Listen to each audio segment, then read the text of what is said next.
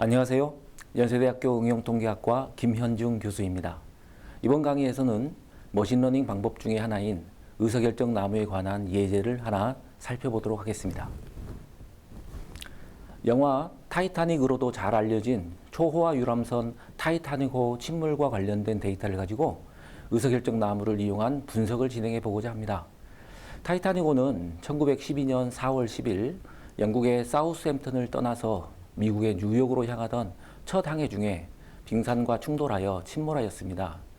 승선 인원 2,000여 명 중에서 약 1,500명이 사망한 역사상 가장 참혹한 침몰 사건이었습니다.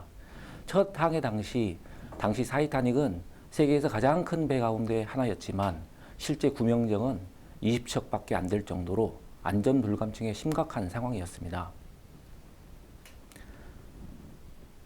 우리가 분석해 볼 타이타닉 데이터는 각 탑승객의 객실 등급과 어린이 승객 여부, 성별, 그리고 생존 여부를 담고 있는 데이터로 2,000여 명의 탑승객에 대한 정보를 담고 있습니다. 이 왼쪽 편 이 데이터의 첫 번째 행을 보시면 이 탑승객은 1등실에 탑승하신 탑승객이고 성인 남성입니다. 이분은 생존자입니다. 마지막 행을 보시면 이분은 타이타닉호의 승무원이었으며 성인 여성이시고 그러나 이분은 생존하지 못하고 사망을 했습니다. 바로 이러한 형태의 데이터를 가지고 제가 이제 분석을 해보려고 하는 것입니다. 우선 각 변수에 따라 생존 여부에 어떠한 차이가 있는지 그래프와 표를 통해 탐색적으로 알아보도록 하겠습니다. 전체 탑승객 중 3분의 1인 711명이 생존한 것을 확인할 수 있습니다. 지금 보고 계신 표에 남성과 여성별로 몇 명이 생존하고 사망했는지 정리되어 있습니다. 이 표를 그래프로 표현해 보면 오른쪽과 같은 모자이크 그림으로 나타낼 수 있습니다. 모자이크 그림은 표로 요약된 값들을 그래프로 나타내어 내용을 한눈에 파악하기 좋습니다. 모자이크 그림의 가로축은 성별을 나타내고 세로축은 생존 여부를 나타내고 있습니다. 가로축에서 남성과 여성의 좌우 너비가 다른데 이는 남성 탑승객이 8대2의 비율로 더 많았다는 것을 보이는 것입니다. 여기서 흥미로운 것은 남성 탑승 인원 중에서는 약 20%만 생존했지만 여성 탑승 인원 중에서는 약 75% 정도의 인원이 생존했다는 것입니다. 만약 타이타닉호가 빙산에 부딪히고 나서 탑승객들이 너도 나도 구명정에 올라탔다면 아마 이 생존 비율이 남성과 여성에서 모두 50대 50으로 나왔을 것이라 예상합니다. 하지만 이 타이타닉 데이터는 전혀 다른 결과를 보여주고 있죠. 아마도 남성들이 여성의 우선 구조를 적극적으로 도왔을 것이라고 추측해 볼 수 있습니다. 이번에는 탑승객의 객실 등급에 따른 생존 여부를 확인해 보겠습니다. 생존율이 가장 높은 등급은 1등실로 62% 정도가 생존했습니다. 반면 생존율이 가장 낮은 등급은 승무원으로 885명 중 생존율이 불과 24% 수준입니다. 이번에도 모자이크 그림을 보시면 가로축은 객실 등급을 나타내고 세로축은 생존 여부를 나타내고 있습니다. 가로축의 경우 너비를 통해 승무원의 비중이 가장 높은 것을 확인할 수 있습니다. 또한 생존 여부와 함께 고려해 보자면 1등실 탑승객 중에 생존 비율은 사망실 비율보다는 높은 반면 등급이 낮아짐에 따라 생존 비율이 사망 비율에 비해 낮아지는 것을 확인할 수 있습니다. 타이타닉호는 최상층의 1등실이 최하층의 3등실과 승무원의 객실이 있는 구조로 되어 있다는 사실로 미뤄보아 3등석 탑승객들은 대부분 낮은 층에서 탈출을 위해 최상층까지 올라오지 못했거나 최상층까지 올라왔더라도 이미 구명정이 꽉 차버린 상황이지 않았을까 추측해 봅니다. 다음으로는 어린이 여부에 따른 생존 여부를 확인해 보겠습니다. 전체 탑승객의 95%가 성인이었는데 성인의 경우 31%만 생존했고 어린이의 52%가 생존한 것을 확인할 수 있습니다. 성별의 경우와 비슷하게 어린이들 우선적으로 구명정에 태웠을 것이라고 추측할 수 있습니다. 지금까지의 분석 결과를 정리하자면 여성 탑승객은 생존율이 높고 1등석 승객의 생존율이 높고 어린이 생존율이 높다라는 것입니다. 하지만 그것만으로 이 데이터를 충분히 이해하고 분석했다고 할 수 있을까요?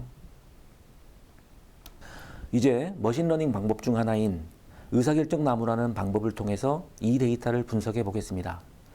파이썬 프로그램을 이용해서 의사결정 나무를 만들라는 명령을 내리니 화면의 결과가 생성되었습니다.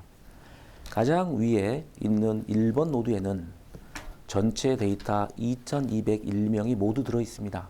이 중 사망자는 파란색으로 생존자는 주황색 숫자로 표시되어 있습니다. 이 의사결정 나무에 따르면 사망과 생존을 구분짓는 첫 번째 핵심적 요인은 성별이라고 판단한 모양입니다. 그래서 남성인 경우에는 2번 노드로, 여성인 경우에는 3번 노드로 내려보냈습니다. 먼저 여성인 경우인 3번 노드로 따라가 볼까요? 여기서 재미있는 사실이 발견됩니다.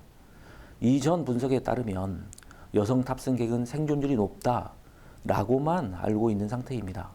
하지만 의사결정 나무는 여성 탑승객 중에서도 차이가 존재한다는 것을 보여주고 있습니다. 그래서 1, 2등실의 여성 탑승객은 6번 노드로, 3등실의 여성 탑승객은 7번 노드로, 그리고 승무원 여성 탑승객은 8번 노드로 내려보냅니다.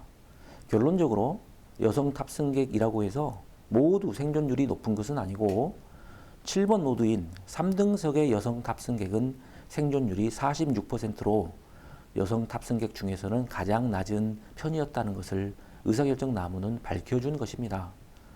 이것은 성별 요인과 좌석 등급 요인이 독립적인 것이 아니라 서로 얽혀서 생존 여부에 영향을 미친다는 것을 보여주는 것입니다. 이러한 숨어있는 관계를 의사결정 나무라는 방법은 아주 쉽게 발견해냈다라는 것에 주목하시기 바랍니다. 이번에는 남성인 경우인 2번 노드를 살펴보겠습니다. 남성은 어린이 여부로 한 번 더 세분화를 하네요. 4번 노드의 남자 어린이의 경우에는 객실 등급으로 다시 분할되어 9번과 10번 노드로 내려보냅니다. 의사결정 나무는 남자 어린이 탑승객 중에서도 생존율이 낮은 경우를 발견하였습니다. 10번 노드에 해당하는 3등실의 남자 어린이는 생존율이 매우 낮습니다. 아마도 탈출을 위해 낮은 층에서 최상층으로까지 올라오는데 많은 시간이 소요되었기 때문일 것으로 추측됩니다. 성인 남성인 경우에는 5번 노드에 속하게 되고 생존율이 20.3% 밖에 되지 않습니다. 전체 생존율 30%에 비해 현저히 떨어지는 수치입니다.